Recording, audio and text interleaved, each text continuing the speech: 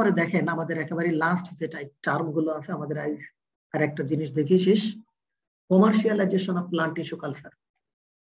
তোমার plant tissue culture technology, যেটা plant tissue culture টেকনোলজির মাধ্যমে তুমি বিভিন্ন ধরনের ঘটনা আছে যে কমার্শিয়ালি অ্যাপ্লিকেবল, এমনলি হাই ভ্যালুয়েডেড যেসব প্লান্টস গুলো আছে, মানে যেগুলো থেকে আমরা দেখা যাচ্ছে যে তোমার বিভিন্ন ধরনের সেকেন্ডারি মেটাবোলাইটস ডেভেলপ করতে পারি, বিভিন্ন ধরনের ড্রাগস ভ্যাকসিন ডেভেলপমেন্ট করতে পারি, এবং এমনকি তোমার ফ্রুটস বলো, তোমার লিভ বলো, এবং হাই ভ্যালু প্লান্টস থেকে আমরা চাইলে অ্যান্টিবায়োটিক ডেভেলপ করা সম্ভব। ঠিক আছে, তো এই ধরনের প্লান্টস গুলোকে আমরা ডেভেলপ করার পরে কমার্শিয়ালাইজেশনের বিষয়ে যখন আমরা যাব তখন আমরা কি করব, আমরা বিভিন্ন দেশের ঘটনা আছে যে আপনার এই সিড বলো বা এক হচ্ছে যে তোমার এই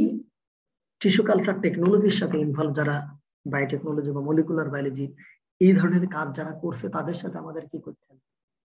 মার্কেটিং এবং কমিউনিকেশন ডেভেলপমেন্টের মাধ্যমে অবশ্যই ঘটনা আছে তোমাকে অ্যাডভার্টাইজ এবং তোমার ইনফরমেশনটা তাদের কাছে যদি তুমি ফরওয়ার্ড করো তাহলে কি ঘটবে, তারা জানতে পারবে যে তুমি এই ধরনের একটা স্পিসিস ডেভেলপ করেছো। করার পরে তারা হয়তো তোমার কাছ থেকে টেকনোলজিটা তুমি শুরুতেই দেখা যাচ্ছে যে যখন ডেভেলপ করবা তখন নর্মালি নিয়ম যেটা সেগুলো প্যাটেন্টের মাধ্যমে তোমার এই যে ইনভেনশনটা এটা তুমি ফার্স্ট আছে কি কপিরাইট করতে হবে, ইন্টেলেকচুয়াল প্রপার্টি রাইটস এর মাধ্যমে তুমি ঘটনা আছে প্রথমে ক্লেম করবা যে হ্যাঁ আমি এই ধরনের একটা স্পিসিস আবিষ্কার করছি এবং এই ধরনের ভ্যারাইটি পৃথিবীর আর কোনো জায়গায় কেউ পারে নাই, কেউ করে না। তখন প্যাটেন্ট করার পরে এমন হবে যেটা এখন ইসে আসবে তোমার রিসার্চ প্ল্যাটফর্মে, যখন এটা যখন ফোকাসিং হবে তখন বিভিন্ন প্রতিষ্ঠান থেকে তোমার সাথে কন্ট্যাক্ট করবে যে আপনার এই টেকনোলজিটা আমরা চাই, আমাদের ঘটনা আছে যে এটা আমরা এই ধরনের কাজ নিয়ে কিছু কাজ করছি, হয়তো তারা পারে না, তারা তোমার কাছ থেকে চাবে যে এটার এই টেকনোলজির পার্সিয়ালি হোক তোমার কাছ থেকে ঘটনা আছে যে তারাই করার জন্য। তখন এই জায়গা থেকে তোমাদের মূলত পৃথিবীর বিভিন্ন জায়গায় এই জায়গায় লেখা আছে কত সালে কোনটা কি ডেভেলপ হয়েছে, কারা কিভাবে কমার্শিয়ালাইজেশন করেছে। মূল স্টেপটাই হচ্ছে সাধারণত মার্কেটিং এবং অ্যাডভার্টাইজিং এর যে বিষয়টা, তুমি যে কাজটা করেছো সেটা অবশ্যই জানাইতে হবে, গ্লোবাল পার্সনদেরকে জানাইতে হবে, গ্লোবাল পার্সন জানতে পারবে।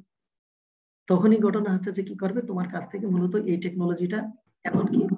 তোমার $1,000,000 বলো, $1,000,000,000 বলো, তারা ঘটনা আছে এটাকে আরো বেশি এস্টাবলিশ করার জন্য এবং তারা রিসার্চ ডেভেলপমেন্টের মাধ্যমে এই জায়গায় যদি আরো কোনো ধরনের ঘটনা আছে ডেভেলপমেন্টের সুযোগ থাকে তারা এটা করবে তোমার কাছ থেকে এই টেকনোলজির পার্সিয়াল হোক, যা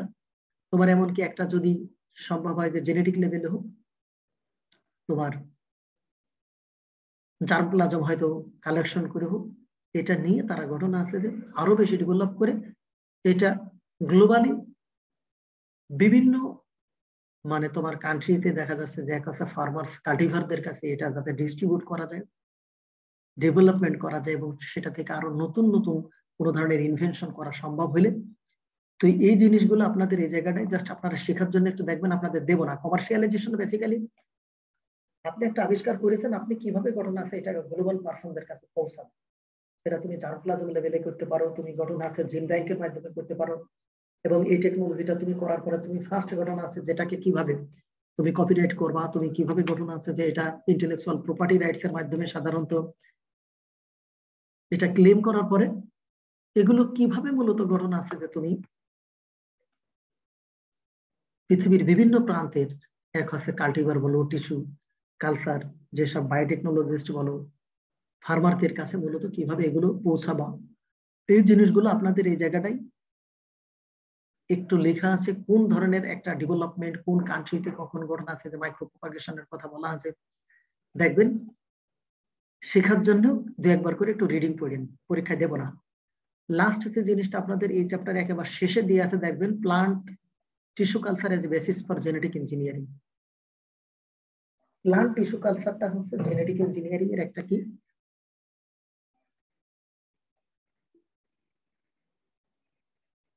জেনেটিক ইঞ্জিনিয়ারিং বাদে তোমার প্লান্ট টিস্যু কালচারের কমপ্লিটলি ঘটনা হচ্ছে যে সম্ভব না।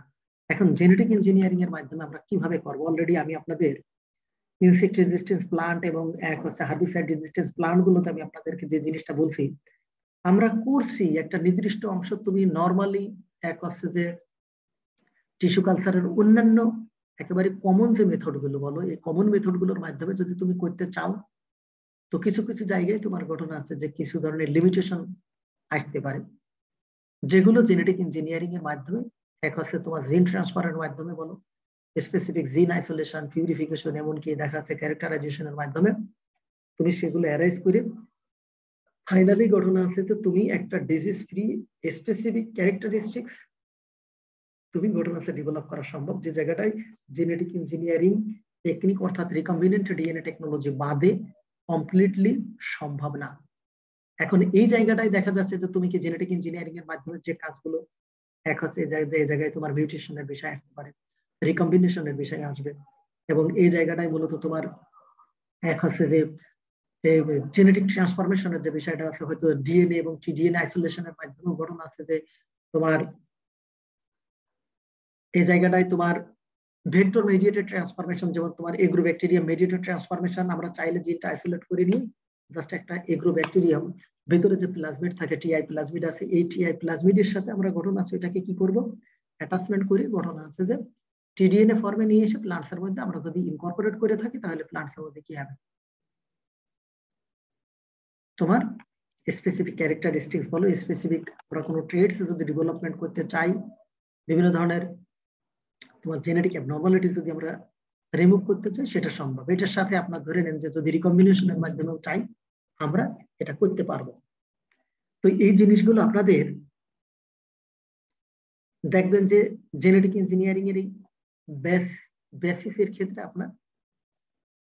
যে কথাগুলো দেওয়া আছে, আপনাদের আগের ব্যাচে যদি পড়িয়ে যায়, তাহলে হয়তো এবছর সেই সেমিস্টার আর দেবো না। আপনারা জেনেটিক ইঞ্জিনিয়ারিংটাই টিস্যু কালচারের ক্ষেত্রে জেনেটিক ইঞ্জিনিয়ারিং কি কি ধরনের অ্যাপ্লিকেশনটা সাধারণত প্লে করে থাকে, কি কি ধরনের অ্যাপ্লিকেশন সাধারণত কোন কোন সেক্টরে কি কি ধরনের ডেভেলপমেন্ট করতে পারে, এই জায়গাটায় কিছু পয়েন্ট দিয়ে আছে। এই জায়গা থেকে সহজ করে আপনারা আপনাদের মতো করে 5টা 6টা পয়েন্ট একটু দেখে নেবেন।